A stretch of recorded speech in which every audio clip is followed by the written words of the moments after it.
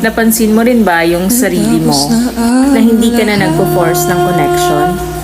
Like, hindi na big deal sa'yo kung wala kang kausap? Or kahit walang mangumusta? As long as okay ka naman without anyone. Have you been in the position na you're avoiding a lot of people lately? Kasi okay lang maramdaman mo na malungkot ka. Kesa naman mapapaligiran ka ng mga taong nandyan lang kapag convenient sa kanila. You are enjoying the moment of silence. At masasabi mo sa sarili mo na, this is me protecting and choosing myself over validation and pleasing everyone that surrounds me.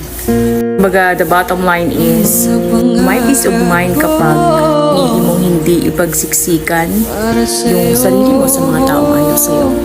Let them ignore you. Kasi lagi naman less expectation, less stress. And sa paglipas ng panahon, mapapansin mo na lang yung sarili mo na dati nalulungkot ka kapag may taong ayaw sa'yo or hindi ka kinakausap. Pero ngayon nasa era ka na ng pag ayaw sa'yo, ayaw mo na rin. Na yung dating obsessed na obsessed noon, nonchalant na ngayon.